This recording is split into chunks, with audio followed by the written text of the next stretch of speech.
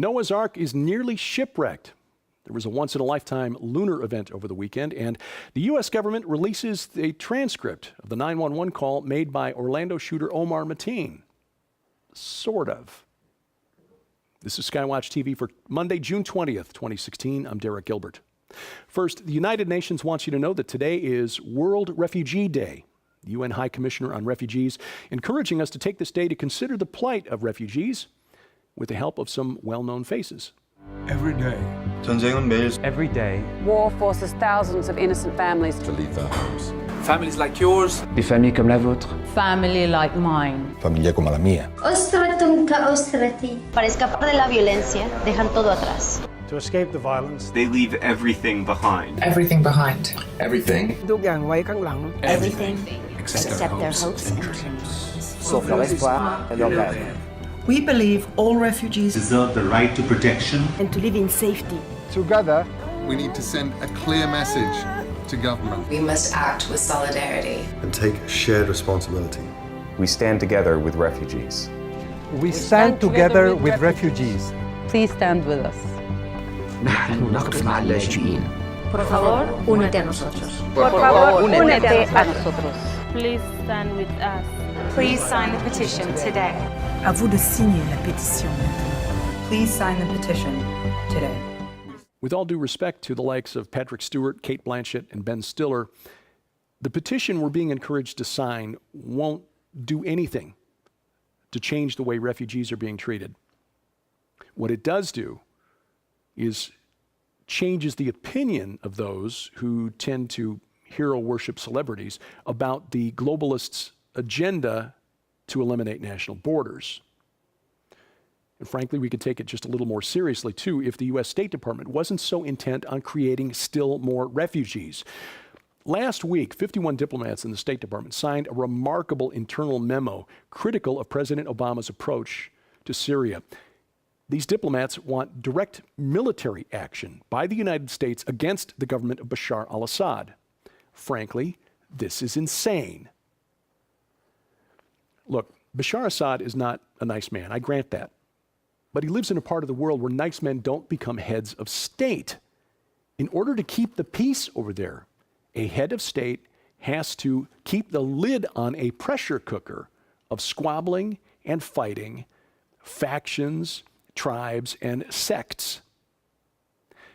Personal loyalty in that part of the world is extended to the family, to the tribe, and to one's religion, not to a national government. And we've seen this demonstrated over and over again over the last 15 years. Taking out Saddam resulted in a failed state. Taking out Gaddafi resulted in a failed state. Taking down Mubarak almost resulted in a radical Islamist government, or say violent Islamist government. It took a military coup led by al-Sisi to prevent that from happening. Well, Syria is teetering on the brink of becoming a failed state. And so far, since their civil war began, over 400,000 people have died, and about 6.6 million people are displaced inside Syria's borders. This doesn't count the millions of people who fled and are now in Europe and the United States. And apparently, America's diplomats want more. I will say again, this is insane. Doubly so because the government of Bashar al-Assad is now backed by the Russian military. So any military strike against Syria runs a high probability of a direct confrontation with Russia. Insane. Now, having said that, this administration's policy of Muslim immigration is likewise less than coherent. New surveys indicate that more than half the Muslims in the United States prefer to be governed according to Sharia law. And 60% told the Pew Research firm that they're more loyal to Islam than to America. To be fair, I'm more loyal to Christ, or hope I am, than to America. But the key difference here is that Christ never commanded his followers to behead infidels. The toughest talk he ever gave his disciples when sending them out was to shake the dust off your sandals in any town that won't listen and move on. Now, what do you call it? Pop quiz. What do you call it when a group of people moves into a new land, refuses to assimilate to the native culture, but insists that the native culture conform to its values and religion? If you said invasion, you would be correct. Here's another data point to consider on World Refugee Day. 6 diseases that were nearly eradicated in the United States are making a comeback. Those diseases are tuberculosis, measles, whooping cough, mumps, scarlet fever, and bubonic plague. The number of foreign-born residents, perhaps not coincidentally, inside the United States has nearly quadrupled over the last 30 years, from 11 million to 42 million. 2/3 of the active TB cases in the U.S. among foreign-born residents.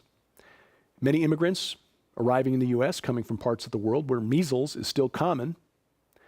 And the CDC says that immigrants are not required to take the MMR vaccine when they arrive on these shores. The MMR vaccine, measles, mumps, rubella, which is German measles. Now, I'm not saying that we should close our borders or that we should turn our backs on these people. That is not the Christian thing to do. What I am saying is that we don't necessarily need to import them to help them. The people are trying to win our hearts and minds through emotional videos of malnourished children. Just remember, they aren't necessarily presenting the whole story. And those who keep repeating the claim that diversity is our strength are either ignorant of history or they are just flat lying. If we learn nothing from history, we should learn that diversity plus proximity equals conflict. And not to sensationalize that point, but there is a story from Idaho that deserves to be brought up because it appears local government officials are trying to de-emphasize this. Police in Twin Falls, Idaho, which is a town of about 44,000 people west of Pocatello, investigating a reported sexual assault that allegedly occurred on June 2nd. Police and prosecutors not commenting while it's still being investigated. But local residents are taking to social media and they are not happy. According to their accounts, a little girl was assaulted and raped at knife point by 3 boys aged 13, 10, and 8, Syrian refugees. The 13-year-old boy reportedly recorded the assault on his cell phone. The parents of these boys housed at an apartment complex in Twin Falls. Nearly 1,000 refugees have reportedly been housed in Twin Falls and in Boise over the past year. Over the weekend, Attorney General Loretta Lynch told NBC's Chuck Todd that the FBI would release transcripts of the 911 call made by Orlando shooter Omar Mateen today, Monday. Make that a partial transcript. And Todd asked, well, what's being left out? If it's a partial transcript, it's being edited, correct? And she said it was being edited to remove references by Mateen of his allegiance to the Islamic State. She said they were doing it to avoid furthering his propaganda. Now, I don't doubt that there are people here in the country who appreciate what he did, but that's kind of the point I'm trying to make here. Don't you think that the 49 people who died at the Pulse nightclub might have wanted to know that there were people in their area who respond to this type of Islamic State propaganda? How is withholding this kind of information, especially since it's already been broadcast around the country, how is withholding this kind of information from the official transcript helping anybody? Especially in light of this news, the co-owner of a gun store in Florida told reporters over the weekend that Mateen came into his shop 5 weeks ago and wanted to buy level 3 body armor. That's the kind of body armor that stops slugs, 44 Magnum slugs, hollow points, or 7.62 by 51 millimeter NATO rifle cartridges. Well, this store doesn't sell that type of body armor, and when Mateen was informed, he picked up his cell phone, made a call, spoke to someone in Arabic, and then came back to the counter and wanted to buy bulk ammunition. Well, the gentleman told reporters his employees did not sell any ammunition to Mateen, and as soon as he left the store, they contacted the FBI directly to let them know what had just happened. But apparently the FBI was not, in the words of the shop owner, not as attentive as we would have hoped. In other news, the U.S. Senate votes to require women to register for the U.S. or for the military draft. This is part of a military policy bill passed by the Senate last week. U.S. hasn't used the draft since 1973 during the Vietnam War. As you might suspect, some conservative groups are not very happy about this. An attempt to bring together the leaders of all the world's Orthodox churches for the first time ever, or first time in more than 1,000 years, has stalled out. The Russian church and 3 others backed out at the last minute. The disputes ranged from efforts to reconcile with the Vatican to the seating arrangements for the conference. The Holy and Great Council opened yesterday on the island of Crete. The experts say at the heart of the matter is a power struggle between the Russian church, which is rich and has 100 million followers, and the older but smaller ecumenical patriarchate, which is based in mostly Muslim Turkey. Apparently, the Russians didn't like the original seating plan that had the ecumenical patriarch presiding over the council session. Made it seem like the ecumenical patriarch was the head of the deal. Then the Bulgarians dropped out, said there wasn't anything particularly important on the agenda. And then the Antioch Patriarchate, which is headquartered in Damascus, refused to attend unless an ongoing dispute with the Jerusalem Patriarchate was resolved in advance. So there we are. It would have been the first gathering of all the leaders of the Orthodox churches since the year 787. Yeah, you might have seen the full moon over the weekend, but maybe didn't recognize its significance. For the first time in nearly 50 years, the full moon fell on the summer solstice. The June full moon is called the strawberry moon. That's what the Algonquin Indians called it, because that's when strawberries are ripe enough to pick. The strawberry moon won't fall on the summer solstice again until 2062, and the last time it happened was 1967, about a week and a half after the Six-Day War between Israel and its neighbors, Egypt, Syria, and Jordan. A man in India died while watching the new horror film The Conjuring 2 last week, but that's not the creepy part of the story. The 65-year-old man complained of chest pains during the climactic scene and then collapsed shortly thereafter. He was rushed to a nearby hospital where he was declared dead. Medics ordered an autopsy at a medical college hospital nearby, but the body and the man who was transporting it have disappeared. And finally, Noah's Ark almost sank last Friday in Norway. This is a half-size replica being towed out to sea, headed for Brazil for the Paralympic Games in September. But the tugboat pulling the Ark replica lost control, sending it careening into a Coast Guard vessel, and the wooden slat exterior of the Ark replica was severely damaged. Now, since the wood is attached to a steel frame that's welded to a barge, it really didn't affect the buoyancy of the Ark, but its availability now for the Paralympic Games is in question. A couple of in-house notes. The book, The Final Roman Emperor, the Islamic Antichrist, and the Vatican's Last Crusade. We've been telling you for weeks about this special offer with lots of giveaway books for people who ordered early. We have finally run out of books, and so that offer has ended. But you can still get the new book by Tom Horn and Chris Putnam, along with a DVD of the 5 interviews that we broadcast in connection with the book. 3 with Tom and Chris, 2 with Steve Quayle about his forthcoming documentary film, True Legends, The Unholy Sea. That DVD and a data DVD, including ebooks and other research information that Tom and Chris drew on for the book. So those 2 bonus DVDs plus the book, $19.95 plus shipping and handling, and still available through the SkyWatch TV store, online at skywatchtvstore.com. Also, we've been running a special offer as an introduction to the new SkyWatch TV magazine coming in July. This is the final week to take advantage of that. It's basically 5 years of the magazine for the price of 3, plus the brand new book from Defender Publishing, I Predict What 12 Global Experts Believe You Will See by 2025. And that includes best-selling authors who contributed to the book, like Paul McGuire, Troy Anderson, Mark Biltz, Tom Horn, Carl Gallups, Joel Richardson. All of that Available, but only until Friday, through Friday, June 24th, to take advantage of the special deal. And you'll see more about that offer at the end of this program. And you still have time to submit your story for the No Fences Writing Contest. This is related to the book No Fences, the biography of Nita Horn, the woman whose vision has culminated now in Whispering Ponies Ranch. If you are interested in sharing your story with the world and possibly being published by Defender Publishing in time for Christmas, you can still get your entries in through June 30th. A complete listing of the rules and where to submit your entries posted online at skywatchtv.com/nofences. This week on Skywatch TV, we talk about the upcoming Rocky Mountain International Prophecy Conference. Gary Stearman and Bob Ulrich from Prophecy Watchers join us.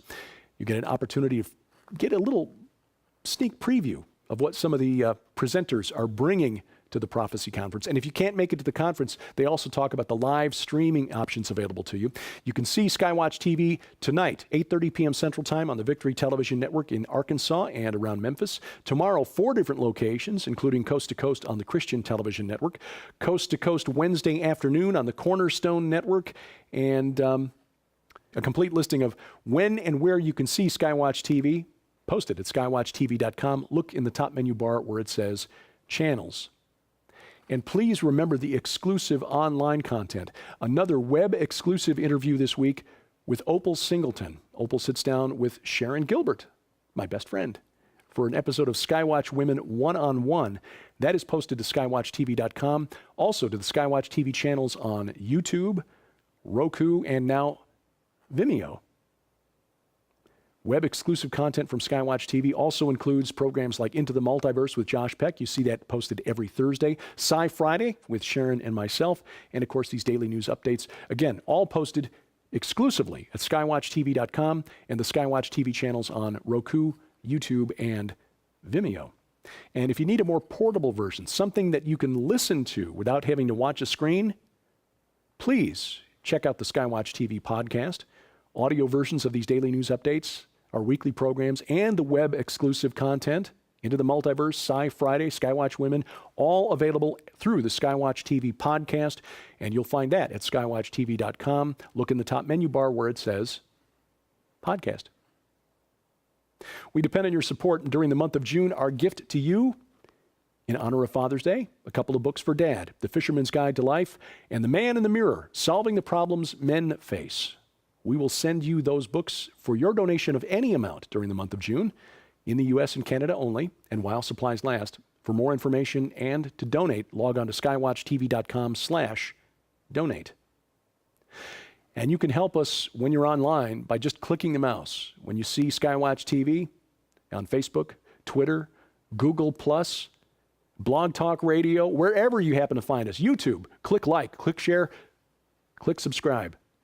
And if you've got comments or questions for us, send those to me at dgilbert@skywatchtv.com. And thank you for watching while we keep watch.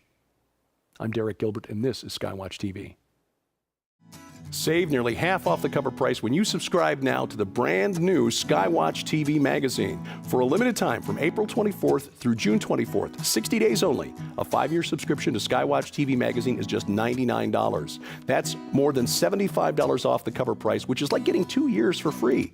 Exclusive content, articles on prophecy, discovery, and the supernatural from Tom Horn, Chris Putnam, Josh Peck, science updates from Sharon K. Gilbert, geopolitics from yours truly, and guest writers like Pulitzer Prize-nominated journalist Troy Anderson, renowned Bible scholar Dr. Michael Heiser, Pentagon advisor Lieutenant Colonel Bob McGinnis, and more. But there is more. As an early subscriber, you'll be the first to get this new book from Defender Publishing. I predict what 12 global experts believe you'll see by 2025. This is a $20 value and includes best-selling authors like Joel Richardson, Mark Biltz, Carl Gallups, Tom Horn, Paul McGuire, and more. Find out what they think about the coming war between ISIS and the Vatican, the future of the Temple Mount and the Ark of the Covenant, a worldwide manifestation of angels, and the coming age of human hybrids. And we'll also add this DVD, The Best of Skywatch TV 2015, a $25 value, including our most compelling interviews from last year, including Chuck Missler, Steve Quayle, the discussion of the Georgia Guidestones with Chris Pinto, and more. All of this together worth more than $200, yours now for just $99, but only through June 24th. Subscribe now. SkyWatch TV Magazine. Just call the number on your screen or log on to skywatchtvstore.com.